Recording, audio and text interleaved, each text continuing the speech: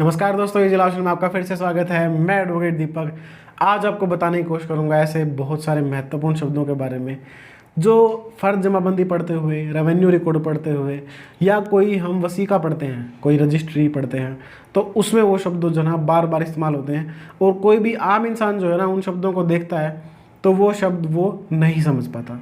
दोस्तों, अब बतौर वकील हमें उन शब्दों से बार बार जो है रूबरू होना पड़ता है। कोई रेवेन्यू का काम करता है, कोई पटवारी, तहसीलदार, कानूनगो, वो जो है इन शब्दों को भली भांति जानते होते हैं। कोई वसीका नवीस है जो रजिस्ट्री लिखता है, उनकी जो है ना मास्टरी होती है इन चीज़ों को लेके।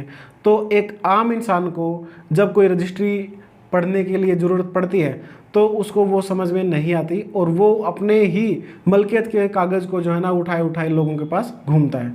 तो दोस्तों, मैंने आज कुछ शब्दों की लिस्ट बनाई है जो रेवेन्यू के उन शब्दों का मतलब जो है आपको पता होना चाहिए ताकि आप जो है अपने दस्तावेज़ों को ढंग से पढ़ सकें। तो दोस्तों, उनमें से जो कुछ शब्द हैं ऐसा हो सकता है कि वो छूट जाएं और आपके सामने वो बाद में आए तो आप जो है कमेंट सेक्शन में उस शब्द का मतलब पूछ सकते हो। दोस्तों, साथ ही अगर आप चैनल पर नए हैं और आपने चैनल को अब तक सब्सक्राइब नहीं किया है तो मेरी रिक्वेस्ट रहेगी कि भाई हम जो है ऐसे और ज्ञानवर्धक वीडियो जो हैं इस चैनल पर डालते रहते हैं और पहले भी बहुत सारे हमने डाले हैं। तो आप चैनल को ज़रूर सब्सक्राइब कीजिएगा, साथ ही बेल आइकन को ज़रूर प्रेस कीजिएगा ताकि हर वीडियो की नोटिफिकेशन आप तक सबसे पहले पहुंचे। हमने जो है एक अलग से प्लेलिस्ट जो है क्रिएट की हुई है ज़मीन का ज्ञान नाम से। उसमें हमने जमाबंदी को पढ़ने का तरीका, इंतकाल को देखने का तरीका, उसके बाद रेवेन्यू टर्मिनोलॉजी के ऊपर और खसरा नंबर कैसे टूटते हैं, इंतकाल क्यों ज़रूरी है और ऐसी बहुत सारी जानकारी जो है हमने उस प्लेलिस्ट में इकट्ठी की हुई है। आप चाहें तो आप अपना मन चाहा टॉपिक जो है जाके वहाँ पे देख सकते हैं। तो दोस्तों, मैं उस लिस्ट से आपको पढ़ के जो है ना उनके मतलब बताता रहता हूँ शब्दों के। तो सबसे पहला शब्द जो है वो होता है अराजी। अराजी आप जो है अलग अलग वसीका में पढ़ेंगे तो अराजी का मतलब होता है ज़मीन। तो उसके बाद जो है फ़र्द में जो है मालिकान का जो खाना होता है जहाँ पे सारे मालिकों के नाम होते हैं, उनके लास्ट में जो वर्ड लिखा होता है वो होता है वासी देह। वासी देह, साकिन देह का मतलब होता है उस जगह का रहने वाला जहाँ की वो ज़मीन है। उसके बाद दोस्तों एक वर्ड आता है बार बार कि भाई रजिस्ट्री में या एग्रीमेंट में लिखा जाता है अरसा दराज, कि भाई कब्जा अरसा दराज है। तो अरसा मतलब समय, ठीक है जी, जो बहुत ज़्यादा हो गया है। अरसा दराज का मतलब है जो समय बहुत ज़्यादा पिछले पास्ट से जो रिलेट करता है। उसके बाद हिबा का मतलब होता है दान। बाहक, बाहक किसी भी रजिस्ट्री में आप पढ़ते हो तो बाहक का मतलब होता है, बा मैंने होता है विद, बे मैंने होता है विदाउट। तो बाहक का मतलब है कि भाई इस हक के साथ, और बेहक का मतलब है कि भाई इस हक के बिना। बाहक कब्जा, बेहक कब्जा, कि भाई कब्जे के हक के बिना, कब्जे के हक के साथ। उसके बाद कब्जा मालकान, बिल्कुल सिंपल है, जैसा कि आपने सुना कि भाई ये कब्जे के बारे में है। मालकान का मतलब जो है मालिकों का कब्जा। उसके बाद जो है आड़ रहन। आड़ रहन का मतलब है कि भाई जो प्रॉपर्टी है वो कब्जा तो उसका जो है मालिक के पास ही है, लेकिन उसके जो राइट्स हैं वो ट्रांसफ़र हो जाते हैं। ये जनरली जो है आप जो रिमार्क का कॉलम होता है सबसे लास्ट में जमाबंदी में, उसमें लिखा होता है जनरली बहुत सारे लोगों ने लोन लिया होता है, ठीक है जी। तो वहाँ पे जो है ना मोर्गेज जहाँ चढ़ी होती है वहाँ पे लिखा होता है कि भाई फलां सुनो फलां ने अपने इतने कनाल, इतने मरले या इतने बीघे बिस्वे जो है फलां बैंक के पास इतने रुपए में ये प्रॉपर्टी आड़ रहन रखी है, ठीक है जी। उसके बाद मूर्तहीन, जिसके पास हम रहन करते हैं, ठीक है जी। उसके बाद जो है फोत। फोत का मतलब होता है कि भाई गुजर जाना, कि भाई कब कहीं विरासत के इंतकाल की कहीं पे अगर ऑर्डर लिखा जाता है तो उसमें फोत लिखा जाता है कि भाई ये बंदा फोत हो गया, उसके वारिसान ये है। तो फोत का मतलब होता है गुजर जाना। उसके बाद दोस्तों गैर मजरूआ। मजरूआ और गैर मजरूआ जो है वो दो, आप कहीं भी वो देखेंगे ज़मीन, उसमें जैसे मान लो इतने कलान इतने मरले, उसके बाद लिखा होता है गै, ऊपर दो मात्रा गै, और फिर उसके बाद मैं।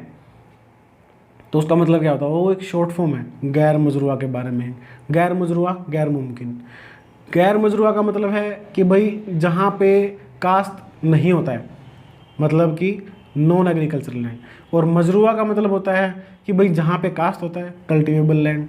उसके बाद दोस्तों तकसीम, तकसीम जो वर्ड है वो आप बार बार सुनते हैं। तकसीम का मतलब होता है बंटवारा। बंटवारे के ऊपर हमने डिटेल वीडियो बनाई हुई है हमारे चैनल पर, और उसकी जो टर्म है नक्शा कैक है गए सनन तकसीम। सनन तकसीम उसका जो लास्ट डॉक्यूमेंट होता है। सनन का मतलब होता है सर्टिफिकेट। सनद तकसीम का मतलब होता है कि भाई आपका जो फाइनल डॉक्यूमेंट है पार्टीशन का। उसके बाद ततीमा। ततीमा जो है, मान लीजिए कोई ततीमा रजिस्ट्री, आपने वर्ड पढ़ा है ततीमा रजिस्ट्री, कोई रजिस्ट्री हो जाती है उसका, जैसे मान लो कोई कमी रह जाती है, उसका सप्लीमेंट्री रजिस्ट्री जो है वो बन जाती है, तो वो ततीमा कहलाती है। इस प्रकार दिगर, कि भाई दिगर का मतलब होता है कुल। उसके बाद दाखिल खारिज का मतलब होता है रेवेन्यू रिकॉर्ड में एंट्री चढ़ाना और निकालना। दाखिल का मतलब नए मालिक का नाम दाखिल करना, खारिज का मतलब पुराने मालिक का नाम खारिज करना। उसके बाद दोस्तों बजरिए, बजरिए या बरुए, ये होता है थ्रू, कि भाई बजरिए वसी का नंबर इतना, मतलब कि भाई जो एक इंसान है राम बजरिए वसी का नंबर इतने मालिक, तो इसका मतलब क्या है कि भाई जो राम है वो इस रजिस्ट्री के मार्फत उस ज़मीन का मालिक है। उसके बाद फरीक, फरीक एक पार्टी, फरीकेन कई सारी पार्टी। फिर उसके बाद होता है पिसर, पिसर का मतलब होता है पुत्र। और मकबूजा, मकबूजा ये कब्जे से रिलेटेड वर्ड है कि भाई मकबूजा मालकान, कि भाई मालिकों का कब्जा है। उसके बाद मोजा, मोजा जो है वो होता है गांव। ठीक है जी। अब आपने पढ़ा होगा कि भाई प्रॉपर्टी की डायमेंशन दे रखी होती है कि भाई खेवट नंबर इतना, खाता नंबर इतना, बरिए बजरिए वसी का नंबर इतना। और उसके बाद बोलते हैं वाका मोजा गांव का नाम, कि भाई वाका मोजा रामपुर। ठीक है जी। तो इसमें रामपुर तो वो गांव है और मोजा जो है उसको डिनोट किया गया है। इस तरीके से मुश्तरका जो होता है वो जॉइंट, कि भाई जो प्रॉपर्टी का बंटवारा आज तक नहीं हुआ है वो जॉइंट प्रॉपर्टी रहती है, जिसमें कई सारे हिस्सेदार होते हैं, और उस प्रॉपर्टी को मुश्तरका प्रॉपर्टी जो है रेवेन्यू रिकॉर्ड में बोला जाता है। उसके बाद ऐसे ही और बहुत सारी जो टर्म्स हैं, ठीक है जी, वो हमने अलग अलग वीडियोस में जो है ना एक्सप्लेन की हुई है कि भाई खेवट क्या होती है। खेवट एक कलेक्शन होती है, ठीक है। और खाता नंबर, उस खेवट के अंदर कई खाता हो सकते हैं। उसके बाद मुरब्बा नंबर क्या होता है, एक 25 एकड़ का मुरब्बा होता है। उसके बाद किला नंबर क्या होता है, 36/40 क्रम का, एक हरियाणा में तो 36/40 है, तो उसका जो है ना 1 एकड़ का एक किला नंबर होता है। तो इस प्रकार जो है बहुत सारी टर्मिनोलॉजी हमने अलग अलग वीडियो में एक्सप्लेन की हुई है, उनमें से जो इम्पोर्टेंट थी वो मैंने आपको बता दी। और अगर आपको इसके अलावा भी कोई डाउट रहता है, कोई ऐसी टर्म आपके सामने आती है, तो आप वीडियो में जो ना कमेंट करके पूछ सकते हो, और मैं कोशिश करूँगा कि हर कमेंट का रिप्लाई करूँ। Thank you.